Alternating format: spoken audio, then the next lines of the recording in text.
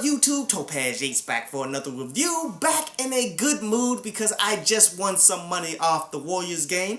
And with that being in mind, take another L right here, Drake, as we're reviewing this No Guidance by Chris Brown featuring Drake, as I'm giving this one the red light because it's pretty trash here, as it's really just the prototypical style that Drake usually presents on his own songs. It's that super dry, monotone singing that he's doing, where they're pretty much having no core concept outside of just bigging up women in order to make this into a female-friendly type song, you dig?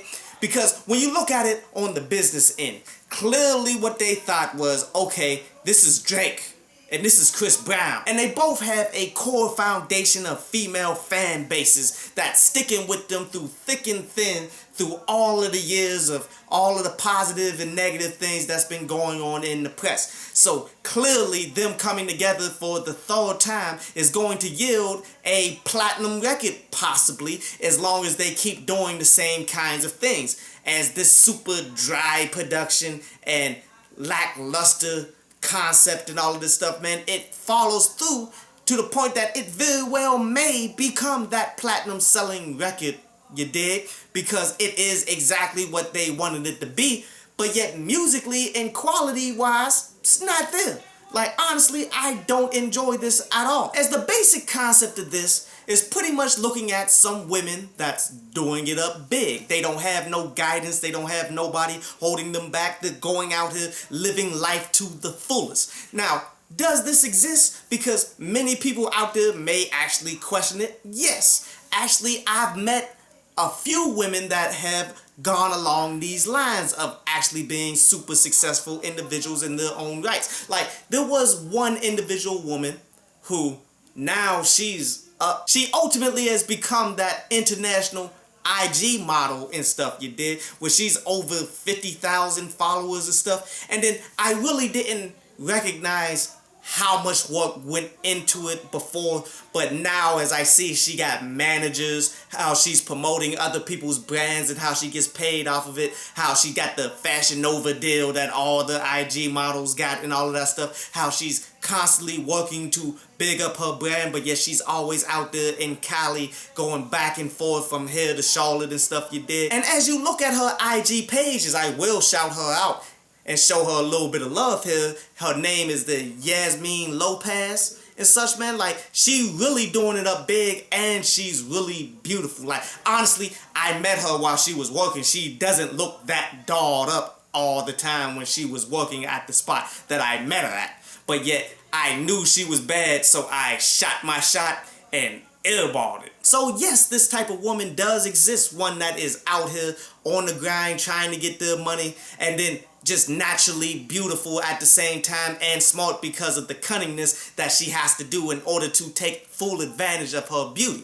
But yet the way that they're portraying this in the lyrics, it makes me have a few questions. Like when Chris Brown is saying, yo, she's in her bag, she's in her Birkin. Like, a pretty slick bar right there. Being in your bag is being about your money and all of that stuff, but yet Birkin is a particular designer bag that women have, so it has that dual meaning. But what really gets me is when he continues on it saying that she ain't got no 9 to 5, but she puts her work in. Now that can be perceived as this chick that you talking about being a prostitute.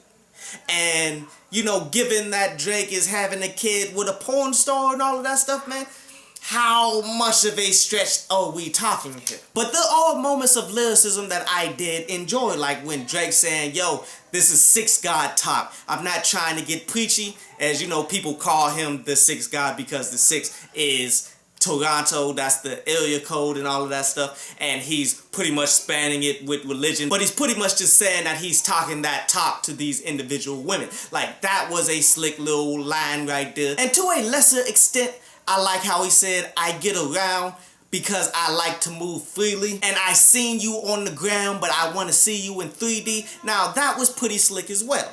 where he's pretty much saying I get around, as in I date and have sex with a lot of women, but he ultimately puts it in context of I get around like I travel all over the place. These are actually some pretty decent moments right here that show you that when you create songs specifically for females and stuff, it doesn't mean you're just caking up and tricking off on the track. You can actually be lyrical from time and time and actually deliver some substance.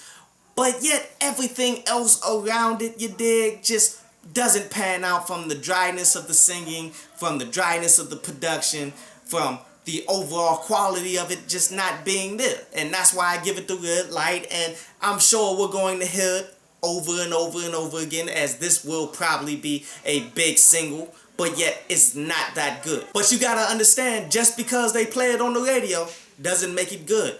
Just because they pour in a whole bunch of money in order to promote it and force you into liking it doesn't mean that it's a quality song. But sadly, people never can grasp this concept simply because you so in love with the fact that you hear it over and over again. I hope you enjoyed the show. You can follow me at Twitter up there, and you can go to downloadpads.com, that's down there, to read today's article.